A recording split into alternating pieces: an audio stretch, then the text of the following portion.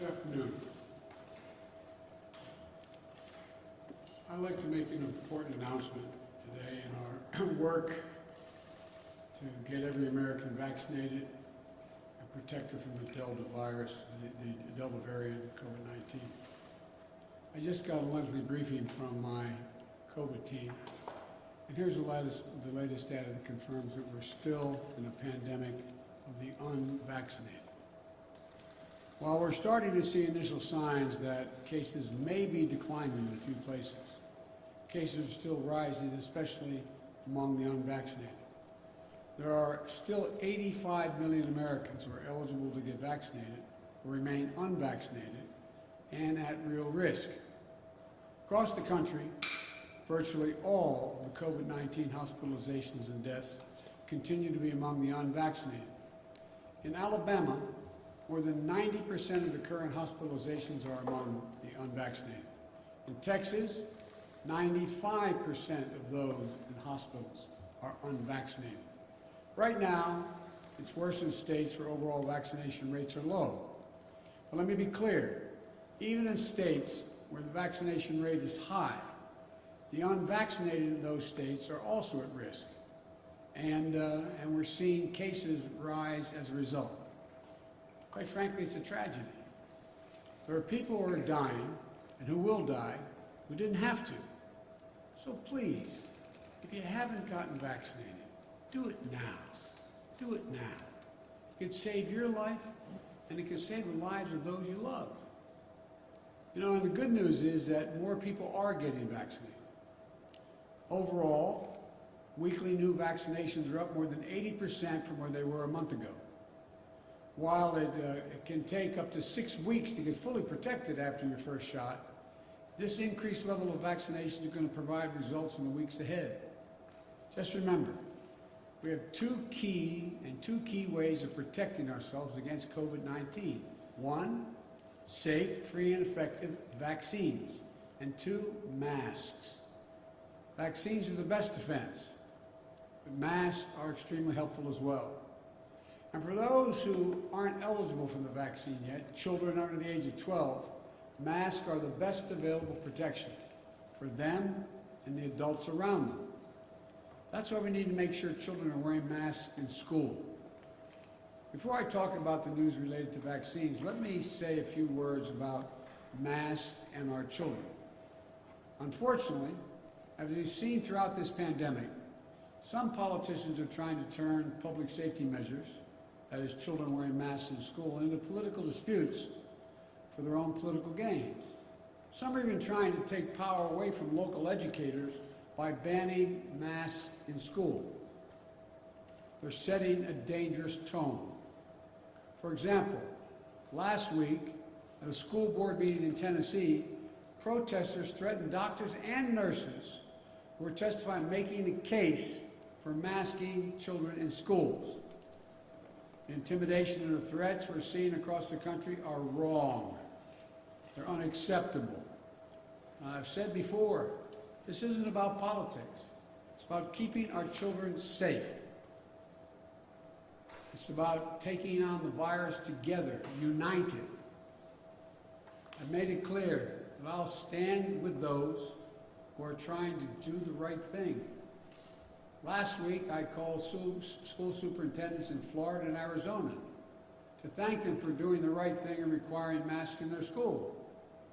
One of them said, "We teach science, so we follow the science." The other said, they have a guiding principle, students first. I just couldn't agree more with what they both said. And that's why today I'm directing the Secretary of Education, an educator himself, to take additional steps to protect our children. This includes using all of his oversight authorities and legal action, if appropriate, against governors who are trying to block and intimidate local school officials and educators. And as I said before, if you aren't going to fight COVID-19, at least get out of the way of everyone else who's trying. You know, we're not going to sit by as governors try to block and intimidate educators protecting our children.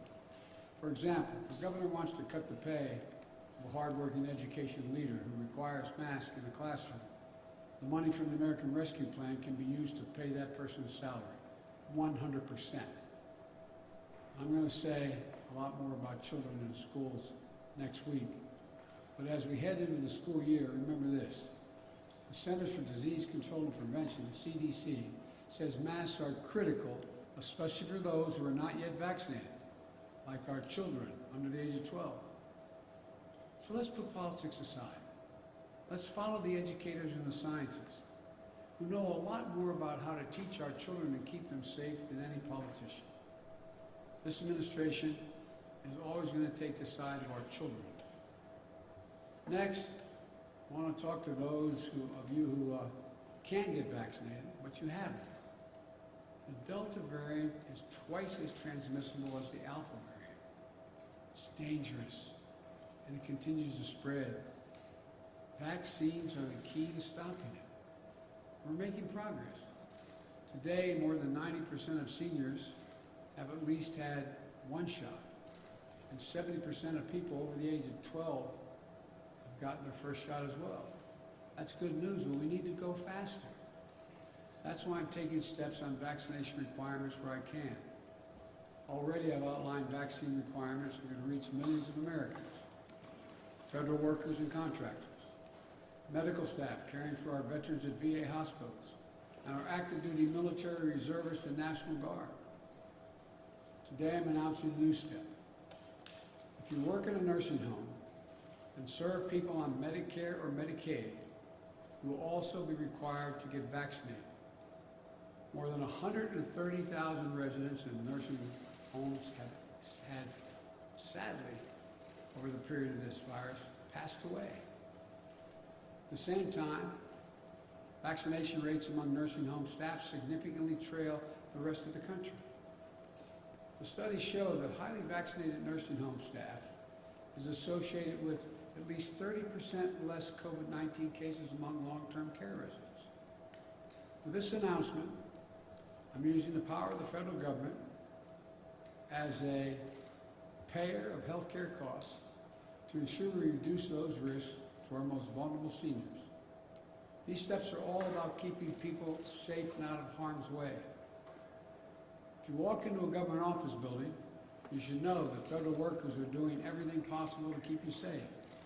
If you're a veteran seeking care at a VA hospital, you should not be at a greater risk walking into the hospital than you were outside the hospital.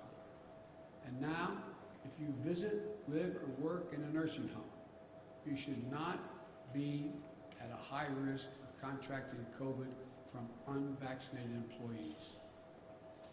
While I'm mindful that my authority at the federal level is limited, I'm going to continue to look for ways to keep people safe and increase vaccination rates.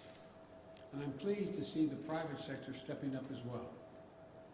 In the last week, AT&T, Amtrak, McDonald's, they all announced vaccine requirements. I recently met with a group of business and education leaders from United Airlines to Kaiser Permanente to Howard University. We're also doing the same thing.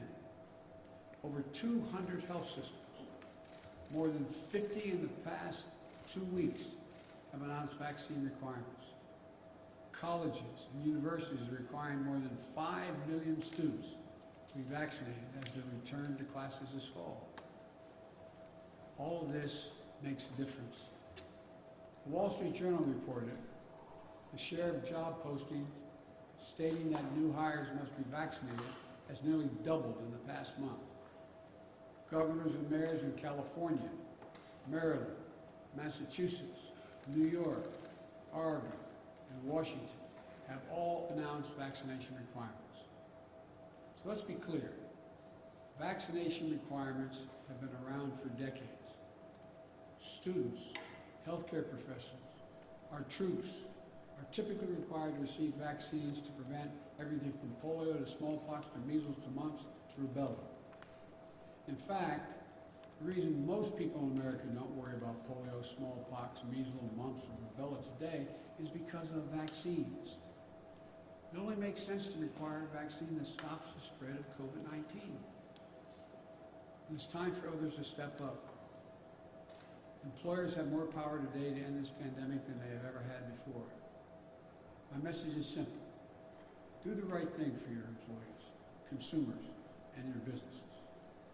Let's remember, the key tool to keeping our economy going strong is to get people vaccinated and at work.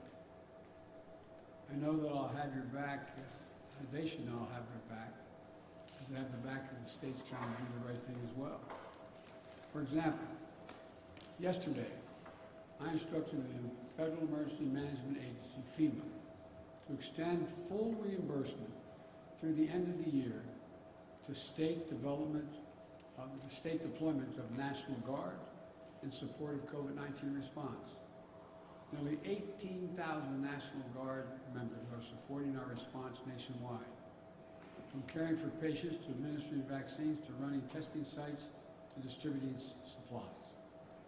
As the states continue to recover from the economic toll left by COVID-19, the full reimbursement of National Guard services during this pandemic will be another tool that will help them shore up their budgets, meet the needs of their communities, and continue our economic recovery.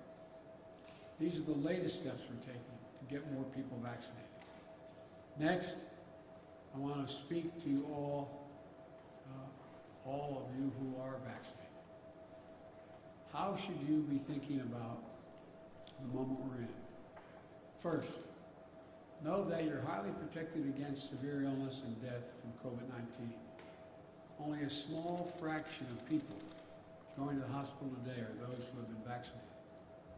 We have a responsibility to give the maximum amount of protection, all of you the maximum. Earlier today, our medical experts announced a plan for booster shots to every fully vaccinated American, adult American. You know, this will boost your immune response. It will increase your protection from COVID-19. It's the best way to protect ourselves from new variants that could arise. The plan is for every adult to get a booster shot 8 months after you got your second shot. Pending approval from the Food and Drug Administration, the CDC's Committee of Outside Experts will be ready to start this booster program during the week of September 20, in which time anyone vaccinated on or before January 20 will be eligible to get a booster shot. So that means that if you got your second shot on February 15th, you're eligible to get your booster shot on October 15th. If you got your second shot on March 15th, go for your booster starting November 15th, and so on. Just remember, as a simple rule, 8 months after your second shot, get a booster shot. These booster shots are free. We'll be able to get the booster shots in any one of approximately 80,000 vaccination locations nationwide. It will be easy. Just show your vaccination card and you'll get a booster. No other ID, no insurance, no state residency requirement. My administration has been planning for this possibility in this scenario for months.